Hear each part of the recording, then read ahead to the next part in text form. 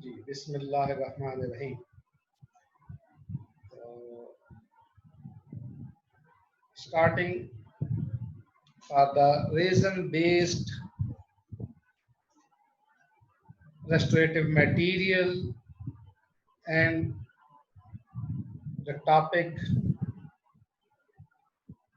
which we are discussing now is the cavity design and bonding to enamel for the resin-based restorative materials, which are composites. दूसरे भी हैं, वो हम बाद में देखेंगे। तो कैविटी डिजाइन के बारे में हमने बात की थी। अगर आप लोगों के जहन में एक चीज हो, तो मैंने एक चीज कही थी कि पुराने जमाने में जो चीज हम कहते थे कि जी कैविटी का जो डिजाइन था वो ऐसा होता था कि उसमें हम कुछ हेल्दी टिश्यू को भी साथ में इन्वॉल्व करते थे, जो हमारा जो अफेक्टेड या मतलब जो इन्फेक्टेड समझ लें, या जिसको कहें कि खराब जो हो चुका है, जो केरियस डेंटिन इनेमल, इसको तो हम रिमूव करते ही करते थे। इसके साथ साथ हम थोड़ा सा हेल्दी टिश्यू भी वो करते थे, और उसको हम कहते थे एक्सटेंशन फॉर प्रिवेंशन। तो ये जो एक्सटेंशन फॉर प्रिवेंशन थी, वो जो थी वो क्या है, कोई बता सकता है?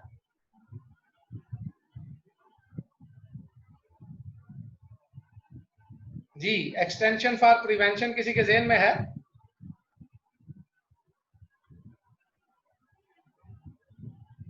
सोए हुए हैं फिर सारे? अच्छा जी, एक्सटेंशन फॉर प्रिवेंशन, ये आप लोगों की एक समझे रूल जो है एक्सटेंशन फॉर प्रिवेंशन के ऊपर, आप सब लोगों ने एक एक असाइनमेंट बना के मुझे सेंड करनी है, और ये हो सकता है मैं एडमोडो पे डालता जाऊं। आज से कुछ इस किस्म का काम करेंगे, एडमोडो पे आपकी एक एक असाइनमेंट लिख दिया करेंगे इंशाल्लाह। मैं डाल के फिर आप लोगों को दे देता हूँ, उसमें आपने लिखना, फिर उसके ऊपर से टेस्ट होके वो सब कुछ आपका चेक होके आ जाएगा। आप लोगों का टेस्ट भी बाकी है जो आपके वालिदैन के साथ होगा, उसके बारे में आप लोग डिसाइड करें कि किस तरह से करना है। सर आप क्या पूछ रहे थे? मैंने सुना नहीं, मैं जरा। एक्सटेंशन फॉर प्रिवेंशन, ये क्या चीज थी, और बड़ी अच्छी तरीके से बार बार एक्सप्लेन कर चुका हूँ। सर और वो मटेरियल में जो स्वेलिंग हो रही थी, जो याद नहीं सही से। और ये अभी थोड़ी देर पहले भी मैंने इसको एक्सप्लेन भी कर दिया। अच्छा चले, अब ये जो आप लोगों को मिल गई है आपकी असाइनमेंट, तो आप इसको देखिएगा, ये क्या चीज है। सर नहीं करें ना हैं? Sir assignment? हाँ, क्यों असाइनमेंट ना करें?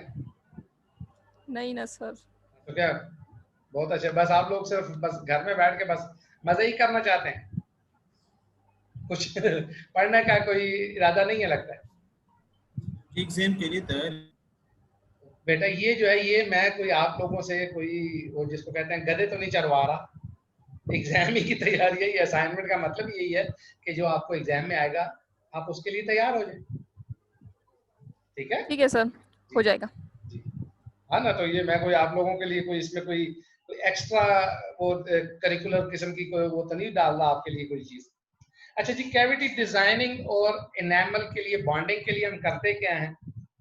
एक्सटेंशन फॉर प्रिवेंशन का जो रूल था वो हम टोटली उसको निगेट करते हैं इसके अंदर। क्यों करते हैं? इसलिए कि कंपोजिट जो होते हैं उनकी एक अच्छी खासी सील बनती है, क्योंकि कंपोजिट के अंदर रेजन होता है। रेजन जिस वक्त क्योर होता है तो वो टाइटली सील हो जाता है। हम इसके ऊपर पहले बात कर भी चुके हैं कि इसकी जब श्रिंकेज होती है तो अमूमन उसमें कस्पल फ्रैक्चर, जो कस्प है उसको फ्रैक्चर तक कर सकता है।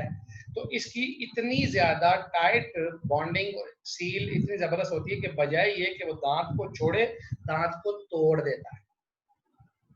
तो इस चीज के लिए हमें फिर क्या करना पड़ा कि हमें थोड़ी सी डेंटिन और इनेमल के अंदर थोड़ी सी मॉडिफिकेशन जो थी कैविटी डिजाइन में कर दी गई। जी वालेकुम अस्सलाम, जाओ जी, क्या ठीक ठाक खैरियत? क्लास है मेरी बस। अच्छा, तो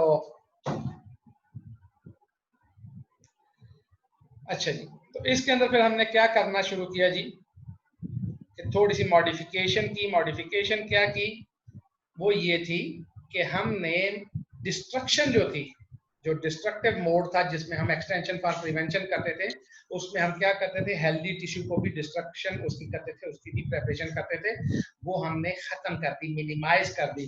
ठीक है जी। और फिर उसकी बजाय हमने क्या किया कि उसकी जो बॉन्डिंग एबिलिटी है कंपोजिट रेजन की, ठीक है जी, उसको हमने यूज किया और हमारी बॉन्डिंग बहुत अच्छी हो गई तो स्ट्रक्चर के साथ। एक्सेस जो थी वो हमने इनेमल के थ्रू की, और इतनी मतलब शार्ट किस्म की और प्रिसाइज किस्म की एक्सेस बनाई कि हमने सिर्फ डेंटीन ही को, बस उसमें से जो भी वो वाली डेंटीन जो कि डिकेड डेंटीन थी उसकी रिमूवल को हमने बस पॉसिबल किया अपने लिए। हमने ज्यादा इधर उधर से ना इनेमल को किया ना डेंटीन को हमने रिमूव करने की ज्यादा कोशिश की। सिर्फ एक होल, मतलब वो वाला होल जिसमें हमारे पास अनसपोर्टेड इनेमल था वो करके डेंटीन में एक्सेस बनाई, और जो डिकेड डेंटीन थी उसको हमने रिमूव कर दिया। इसके अलावा चूंकि रेजन है तो रेजन जो होता है कंपोजिट का, उस रेजन जितने भी होते हैं उनका एक फ्लो होता है, क्योंकि रेजन जो होता है अमूमन फ्लोएबल होता है। तो जब वो अपनी प्री पॉलीमराइज्ड फॉर्म में होता है तो उसके अंदर फ्लो जो होता है बहुत ज्यादा होता है, अच्छा होता है। तो वो फ्लो हमने उस पूरी टूथ स्ट्रक्चर को बॉन्ड करने के लिए इस्तेमाल किया। ठीक है जी। अब जो कैविटीज हमने बनाई थी, पहले हम जो कैविटी बनाते थे, मैंने शायद एक मतलब एक आध वीडियो को वो किया हुआ था, अगर ना हुआ तो मैं दोबारा वो कर दूंगा, जिसमें लाइन एंगल्स और पॉइंट एंगल्स वगैरह ये सारी चीजें बताई हुई हैं। तो कैविटी जो है उनको जब हमने डिजाइन किया तो इंटरनल लाइन एंगल्स को हमने राउंड कर दिया, बजाय इसके कि हम उनको बॉक्स बनाते जैसे हमने अमलगम वगैरह में देखे थे। हालांकि अमलगम में भी हमने उनको राउंड किया हुआ है, अगर ज़हन में रखें आप तो। और कंटूर्स जो थे उनको स्मूथ फ्लोइंग कंटूर्स किए, 120 डिग्री वाले, वो स्मूथ फ्लोइंग बनते हैं। ठीक है जी। तो ये हमने ये चीजें कंपोजिट के लिए की उसकी कैविटी डिजाइन में। अच्छा जी, इससे फिर हमारे पास क्या हो गया कि जब जी जी जी बीबी कुछ कहना चाहती हैं आप?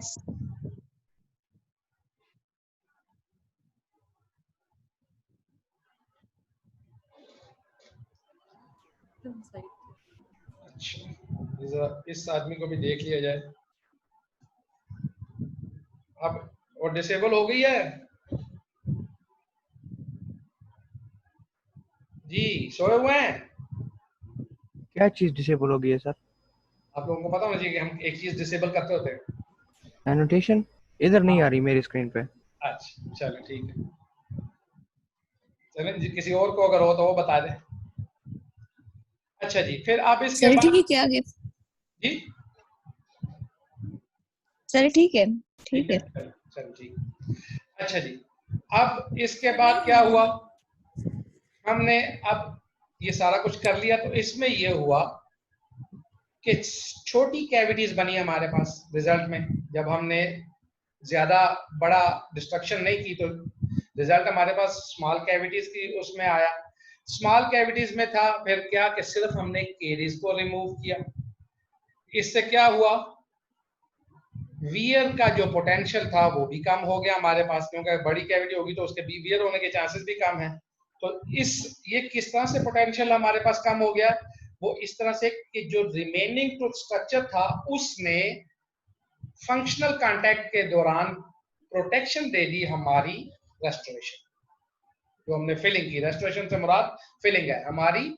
जो फिलिंग जो थी वो चूंकि छोटी हो गई, कैविटी छोटी हो गई, फिलिंग भी छोटी हो गई, तो उसके लिए जो हमारा कैविटीज थी वो भी छोटी हो गई। तो जो टूथ स्ट्रक्चर थी, इसका मतलब हमारे पास ज्यादा रहेगी। पहले क्या होता था, हम टूथ स्ट्रक्चर को ज्यादा खत्म कर देते थे, तो अब वो चीज हमारी कम हो गई, तो टूथ स्ट्रक्चर ज्यादा हो गई, कैविटी छोटी हो गई, जिसकी वजह से कैविटी हमारे पास ज्यादा लॉन्ग लास्टिंग भी हो गई, और कैविटी जो है, कैविटी से मुराद फिलिंग हमारी लॉन्ग लास्टिंग भी हो गई, और टूथ स्ट्रक्चर भी हमारी जो है उसने उसको प्रोटेक्ट करना शुरू कर दिया।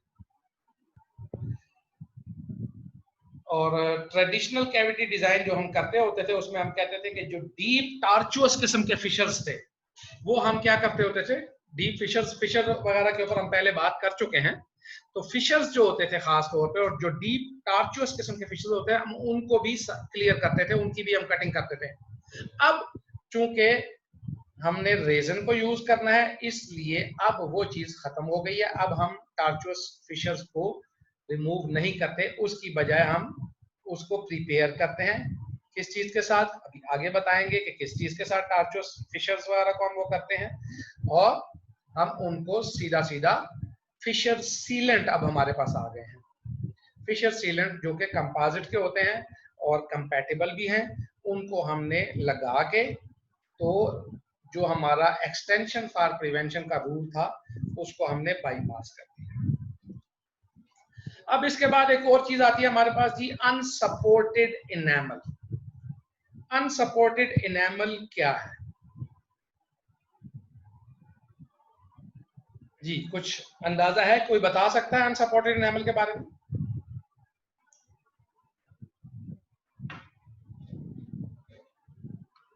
जी, हालात कुछ ठीक नहीं लग रहे मुझे। ये तो बेसिक चीज है, आप लोगों को आना चाहिए। तो स्ट्रक्चर कितनी, उसमें क्या क्या चीजें होती हैं? सबसे ऊपर कौन सी लेयर होती है टूथ के ऊपर?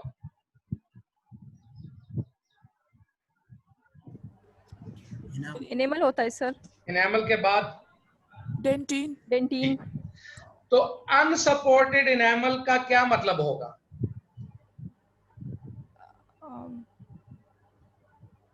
इनेमल के नीचे डेंटिन होती है ना, तो जब डेंटिन नहीं होगी तो इसका मतलब यह है कि ये इनेमल हवा में है, अनसपोर्टेड है। समझ आ गई?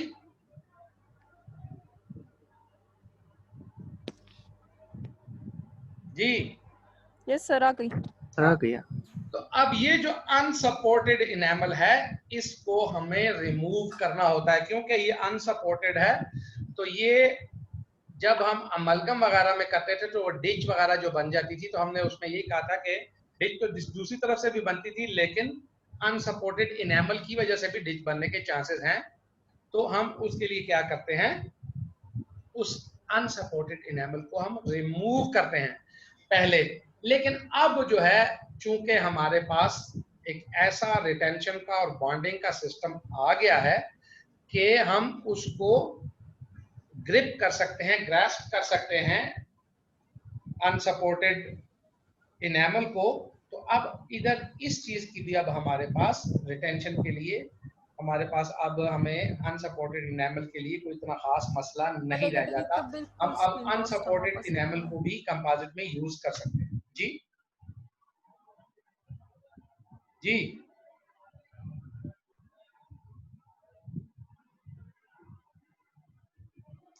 जो बात करनी होती है ना, खुल के कहने ना, कि मुझे समझ आए, फिर बाद में आप चुप हो जाते हैं।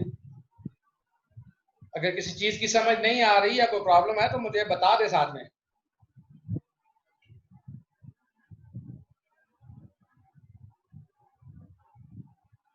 जी, बड़ी अजीब बात है, आप लोग ना जवाब देते हैं, ना कुछ समझ नहीं आती। मुझे नहीं समझ आ रही कि मैं क्या कर रहा हूँ, मैं दीवारों को पढ़ा रहा हूँ कि क्या कर रहा हूँ। अच्छा, अब ये अनसपोर्टेड इनेमल था। तो जब हम कैविटीज को, खास तौर पे जो टूथ कलर रेस्टोरेशन जब करना चाहते हैं, तो ये लाजिमी बात है, बॉन्डिंग के ऊपर रिलाई करते हैं।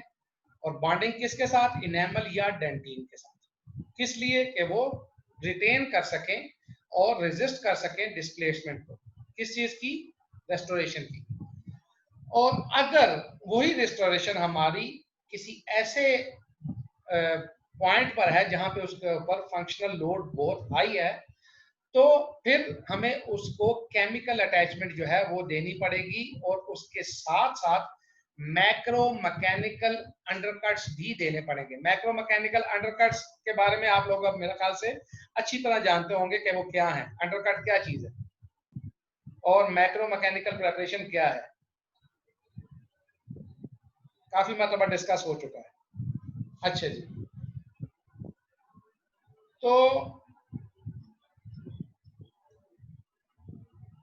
अनसपोर्टेड इनेमल को जब भी हम रिमूव करना चाहते हैं तो क्या हो जाता है, तो इसके लिए जो मार्जिन होते हैं खास तौर पे वहां पे हम लाजमी तौर पर उसको रिमूव करते हैं, बाकी जगह पे नहीं लेकिन मार्जिन पे, क्योंकि अगर मार्जिन पे नहीं करेंगे अनसपोर्टेड इनेमल के टूटने का खतरा होता है। ठीक है जी, तो कस्प को अगर ये फ्रैक्चर कर सकता है, ज़हन में रखें, तो इनेमल को भी, क्योंकि अगर श्रिंकेज इसकी होगी तो ये इनेमल को भी तोड़ सकता है। लेकिन अब ये आपने देखना है कि अगर इनेमल की वहां पर थिकनेस एक सफिशिएंट है, ऐसी है कि हम उसको बगैर डिस्टर्ब किए और हेल्दी हमारा इनेमल है, उसमें केरियस नहीं है और सफिशिएंट थिकनेस भी है, तो हम फिर उसमें बॉन्डिंग करके उसको कंपोजिट के साथ भी हम क्या कर सकते हैं, बॉन्ड कर सकते हैं और उसकी अच्छी खासी रेस्टोरेशन कर सकते हैं। लेकिन उसका तरीकाकार अभी हम आगे बताएंगे, वो थोड़ा सा डिफरेंट हो जाएगा। अच्छा, उसके बाद जी क्या मसला है, आप लोग एक तो अभी तक आपका आना जाना ही नहीं खत्म हो रहा, अभी तक 24 लोग हुए हैं, सारे 22 मिनट हमें क्लास शुरू हुए हो गए। अच्छा जी,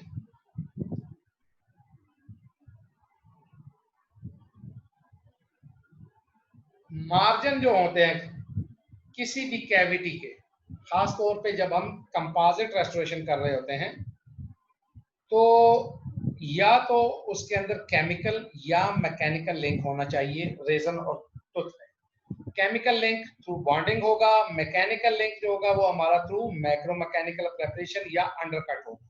ठीक है जी, ये ज़हन में रखिए।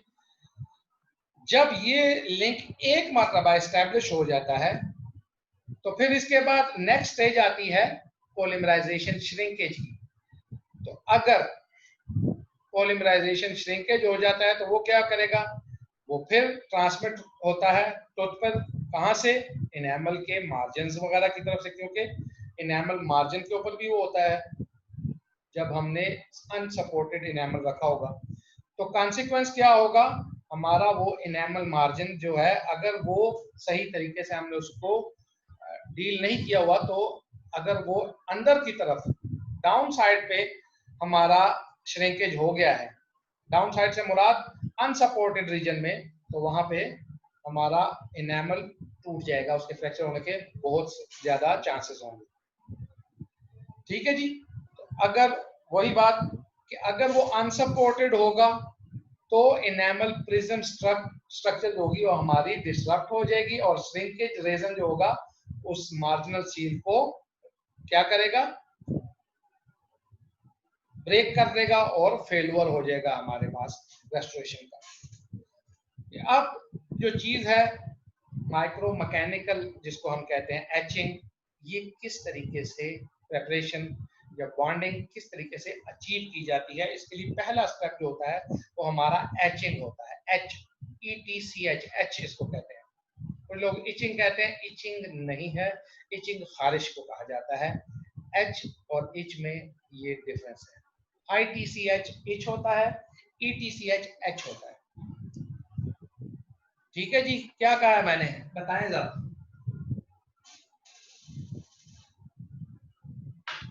ITCH इच होता है और ETCH एच होता है जी, एच का मतलब खारिश होता है। नो सर, इच का मतलब खारिश होता है। चलो, अब एचिंग जो है वो क्या होगी, जब हमने अनसपोर्टेड इनेमल को रिमूव कर दिया, क्योंकि हमने इसमें खतरे देखे हैं ना, लेकिन ये हम बताएंगे आपको कि अनसपोर्टेड को भी आप रख सकते हैं, लेकिन आपकी बुक में यही लिखा हुआ है कि आपने अनसपोर्टेड इनेमल को रिमूव करना। तो अनसपोर्टेड इनेमल को जब हमने रिमूव कर दिया ड्यू टू द फियर्स और द फियर के अलावा एक और चीज भी हो सकती है, वो क्या होगी? Danger of being fracture of that marginal seal और margins of the cavity. We have to remove all unsupported enamel. ठीक है जी. तो जब हम इसको रिमूव कर देंगे तो उसके बाद वो कहते हैं कि उनको जो कैविटी मार्जिन्स होते हैं उनको इस तरीके से डिजाइन किया जाए कि बॉन्ड स्ट्रेंथ जो बॉन्डिंग हमारी हो उस पे वो मैक्सिमम हो. ठीक है जी. चाहे वो हम इनेमल के साथ कर रहे हो, चाहे हम डेंटिन के साथ कर रहे हो. अस्सलाम वालेकुम. किसे कौन ला के N95.7 लिया के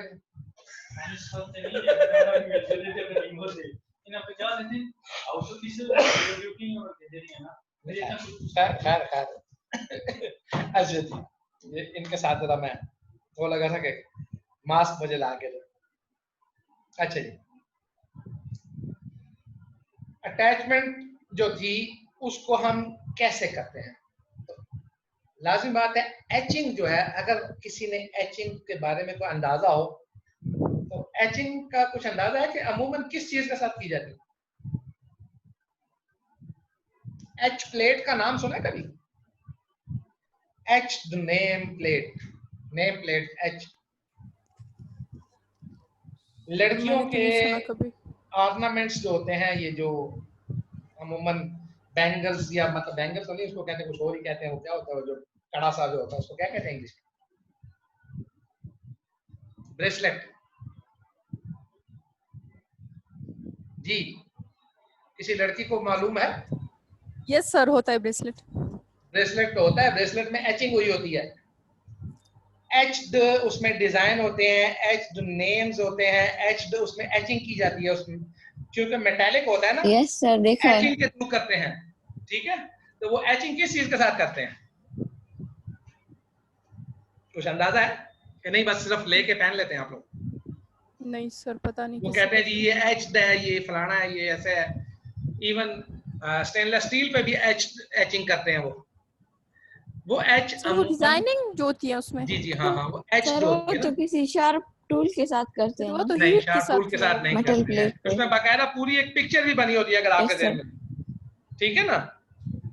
तो ये जो होती है ये एचिंग के थ्रू होती है, और ये एचिंग थ्रू एसिड्स होती है.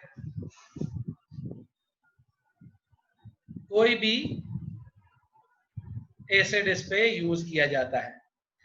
सेम वही प्रोसीजर एचिंग का दांतों में भी किया जाता है. वहां पर भी एसिड्स यूज किए जाते हैं. तो इसमें अब क्या करते हैं हम? डिसोल्यूशन करते हैं, वो भी प्रेफरेंशियल. या तो एनामल प्रिज्म कोर की या फिर प्रिज्म्स की बाउंड्रीज की. अब ये एनामल प्रिज्म क्या है और कोर क्या है, ये हम थोड़ा सा आगे जाके पढ़ लेंगे कि ये क्या चीज है. एनामल ओरिजिनली एनामल जो है ये प्रिज्म्स या रॉड्स के ऊपर बना होता है. इसको प्रिज्म्स या रॉड्स कहते हैं. इसके आगे हमने वो की हुई है पिक्चर्स वगैरह है, मैं आपको बाद में भी थोड़ी देर दिखाता हूँ. तो इसकी हम एसिड के थ्रू एचिंग करते हैं, या तो हम प्रिज्म की कोर की या फिर हम उसकी बाउंड्रीज की करते हैं. तो ये जो होते हैं इससे क्या होगा, एक माइक्रोपोरस एनामल सरफेस आ जाती है. और माइक्रोपोरस आपको अच्छी तरह से पता है, जब भी कोई चीज होगी उसका सरफेस एरिया एक किस्म का बढ़ जाता है, दूसरे नंबर पे सरफेस एनर्जी हाई हो जाती है वहां पे, जो माइक्रोपोरस सरफेस होगी हमारी. ठीक है.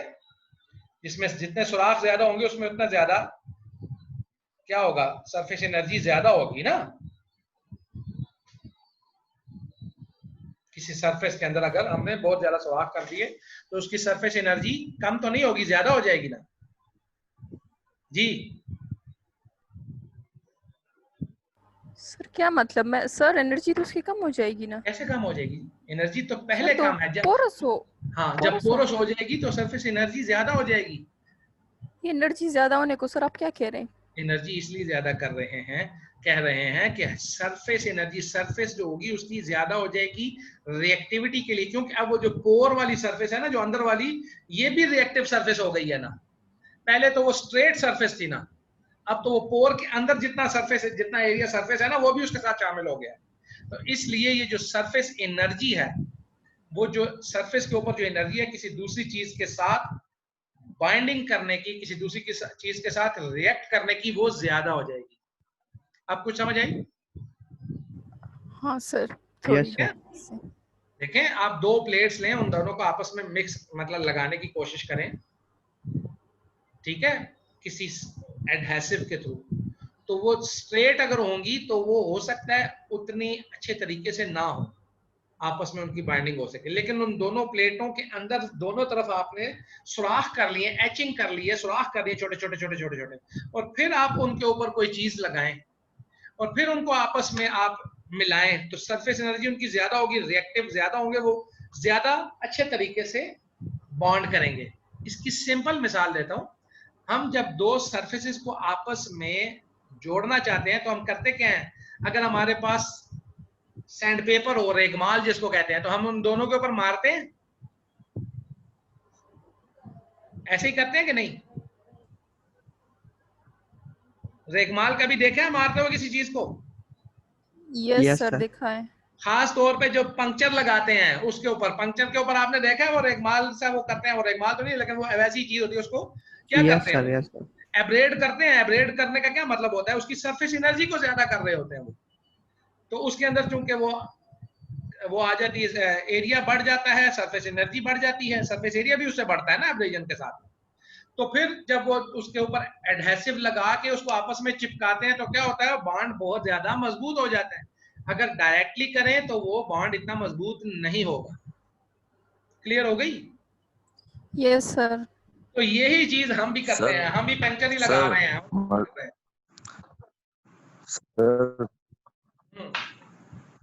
क्या हुआ? ये दो मजरुल्लाह आ रहे हैं, एक तस्वीर वाला है, एक एमयू वाला है, इसका किसको भगाना है?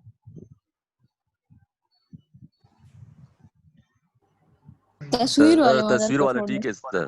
तस्वीर वाला ठीक है? तस्वीर वाला तो अभी तक ज्वाइन ही नहीं कर सका।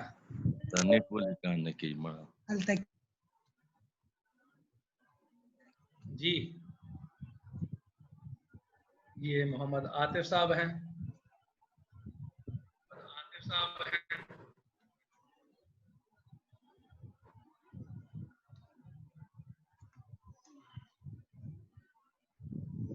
तस्वीर वाला ही है मजरुल्लाह, बाकी दूसरा भाग गया मेरे ख्याल से।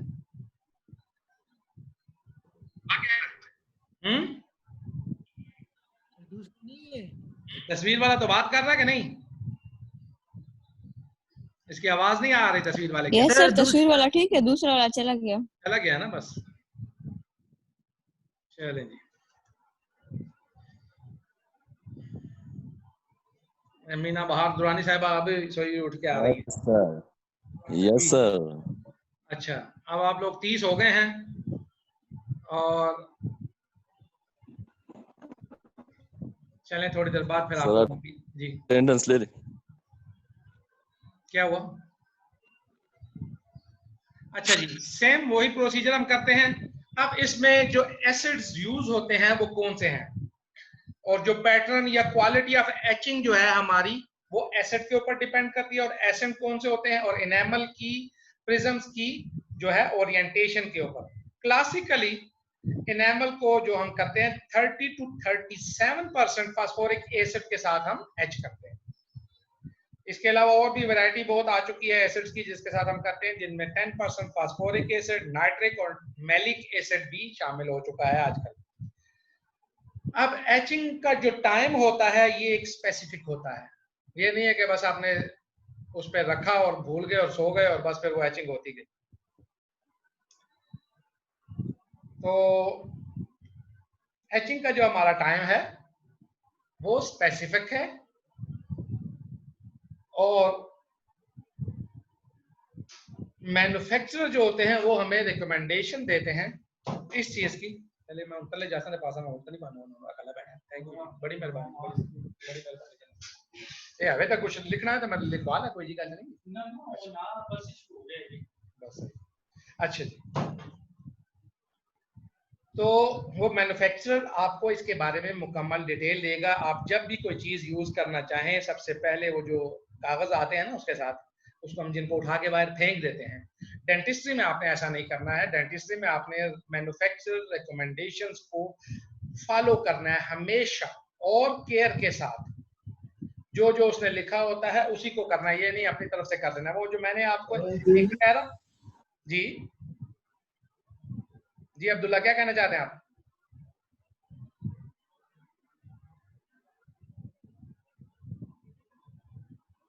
अच्छा सर क्या कुछ भी नहीं।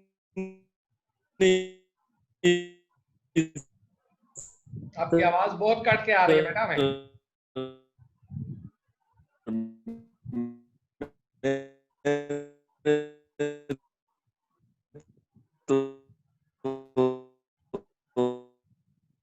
आपकी आवाज कट के आ रही है, आपकी आवाज हम नहीं सुन पा रहे। चले जी,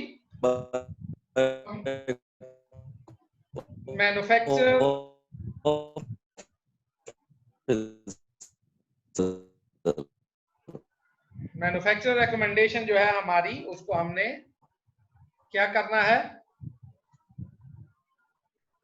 ऑलवेज फॉलो करना है जी, और केयर के साथ। जो कुछ भी है, ये नहीं कि बस वो कागज ऐसे फेंक देते हैं, बाकी सब चीजों को इसको भी फेंकना नहीं है। एनामल प्रिज्म्स जो हैं, इनको हम किसी भी ओरिएंटेशन में एच कर सकते हैं। अब ये ओरिएंटेशन कहां से आ गई है, क्या चीज है? ओरिएंटेशन के लिए ये चीज, ये पिक्चर आपको एक नजर आ रही है यहाँ पे, ये वाली? यस सर, आ रही है। तो ये हमने कोशिश की है ये एनामल प्रिज्म्स की ओरिएंटेशन बनाने की। ये जो ब्लैक ब्लैक लाइंस हैं, ये एनामल प्रिज्म्स या रॉड्स हैं, ठीक है जी। तो ये एनामल जो होते हैं, ये एक दांत में, अगर हमारा ये दांत तो जी जी बीबी क्या कहना चाह रही हैं आप? चलो अच्छा जी, ये जो एनामल हमारे प्रिज्म्स हैं, ये इनको रॉड्स या प्रिज्म्स जो है, ये इस तरह से किसी भी सरफेस के ऊपर होते हैं। मतलब अब ये सरफेस, क्योंकि टूथ हमारा जो है, ये हमारा ये बिल्कुल स्ट्रेट तो है नहीं, तो इसलिए हमने इनको थोड़ा सा इस तरह से एक शेप सी दे दी है। तो ये एक खास पैटर्न में बने हुए होते हैं, हर चीज में इस तरीके से लगे हुए होते हैं।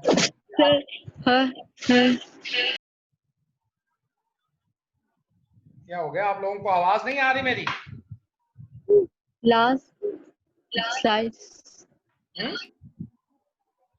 लास्ट स्लाइड ये लें जी। लास्ट स्लाइड पे क्या हो गया?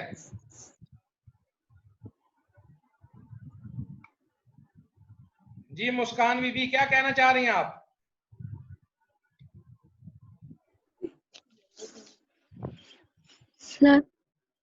जी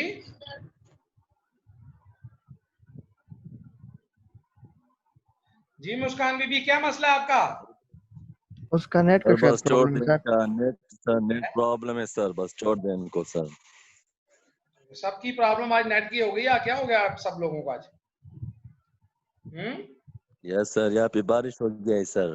बहुत अच्छा, यहाँ पे बारिश हो रही है, तो बाकी तो मेरा ख्याल जो है वहां पे तो तंदूर तपे हुए हैं। बर्फबारी है। सिर्फ यहाँ पे बारिश होती है और कहीं पे नहीं होती जी?